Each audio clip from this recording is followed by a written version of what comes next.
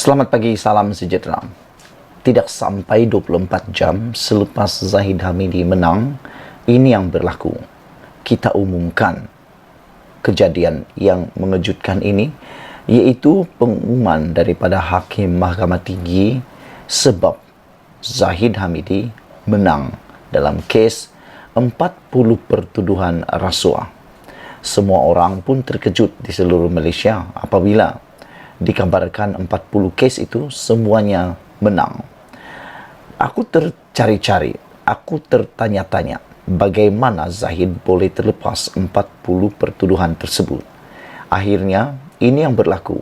Hakim umum keputusan mengapa Zahid menang kes 40 pertuduhan rasuah.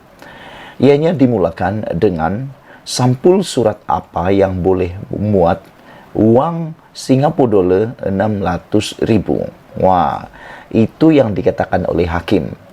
Beliau bertanya, hakim bertanya, apakah jenis sampul surat yang boleh memuatkan 600,000 Singapura dolar?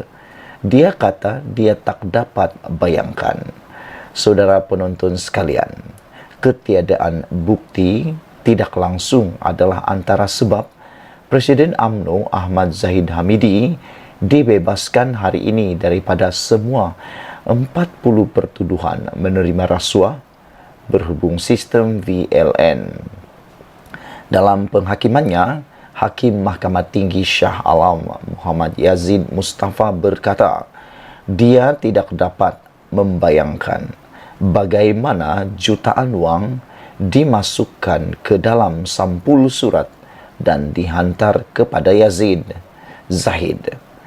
Muhammad Yazid berkata, dalam kes Rosmah Mansur, beg-beg digunakan untuk menghantar berjuta-juta wang tunai kepada isteri bekas Perdana Menteri itu yang telah disabitkan bersalah dalam kes rasuah projek solar hibrid bernilai RM1.25 bilion. Ketiga-tiga saksi utama memberi kenyataan bahawa semua wang tunai dimasukkan ke dalam sampul coklat pada setiap kali penghantaran. Pada mulanya, amaun bulanan ialah Singapura dolar 200,000, tetapi kemudiannya dinaikkan kepada Singapura dolar 300,000 dan akhirnya Singapura dolar 520,000. Bagi bulan yang tertinggal, jumlah itu kemudian akan digandakan pada bulan-bulan berikutnya. Sebagai contoh, jika mereka tidak membayar pada Januari, amaun itu akan dibayar bersekali pada bulan Februari.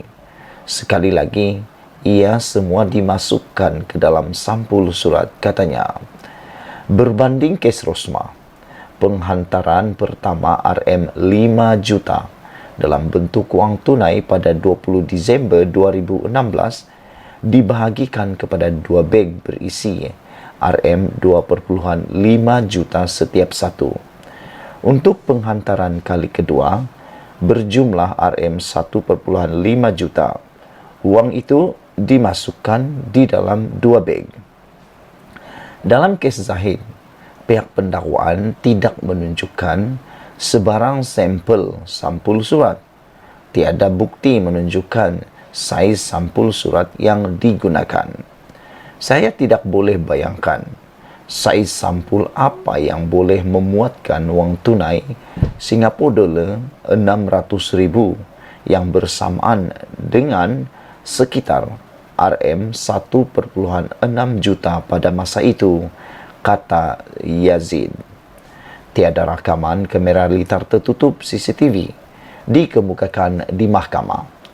Pemandu tidak dipanggil, pengawal tidak dipanggil, anggota polis tidak dipanggil, slip transaksi touch and go tidak dikemukakan, log panggilan telefon dan mesej dengan Zaid juga tidak dikeluarkan, katanya lagi. Dalam kes Rosmah, dia berkata, saksi yang dipanggil oleh pihak pendakwaan termasuk individu yang mengambil wang dan kaki tangan bank, manakala cek bank turut dikemukakan sebagai bukti. Bukti tidak langsung seperti yang diketengahkan dalam kes Rosmah, semuanya tiada dalam kes ini. Begitu juga ada gambar diambil dan pelan lakaran dalam kes Rosmah, tetapi tidak dalam kes ini, katanya.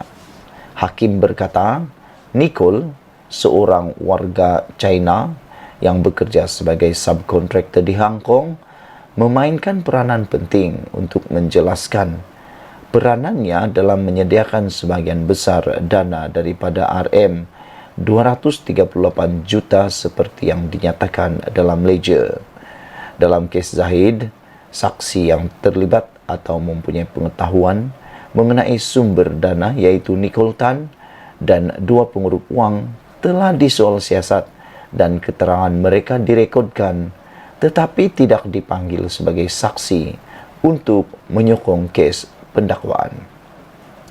Selain Nicole, berdasarkan bahagian deposit dalam ledger, wang telah diterima daripada 15 pihak lain, tetapi ia tidak pernah dijelaskan atau diterangkan oleh mana-mana saksi pendakwaan mengenai siapa 15 pihak ini dan bagaimana mereka terlibat dalam perkara itu, katanya. Hakim kemudian membuat kesimpulan bahawa 3 saksi utama itu tidak boleh dipercayai.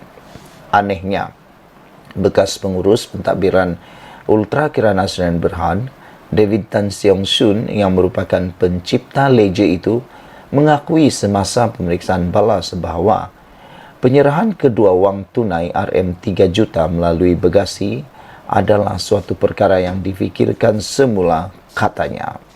Pengakuan selepas memikirkan semula oleh saksi utama pendakwaan itu adalah lebih daripada mencukupi untuk saya mendapati dia tidak mempunyai kredibiliti, katanya lagi.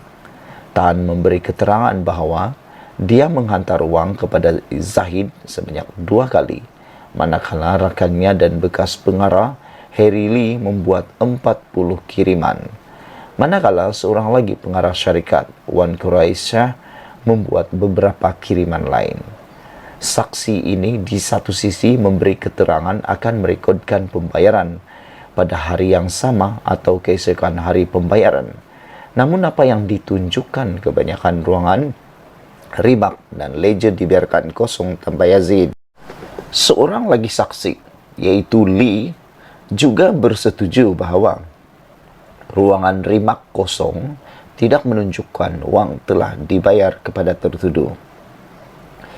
Ruangan rimak yang kosong itu menimbulkan kemungkinan seperti kesimpulan yang dicadangkan oleh pihak pembelaan bahawa wang itu mungkin diagihkan di kalangan 3 saksi utama kerana mereka mempamerkan gaya hidup mewah.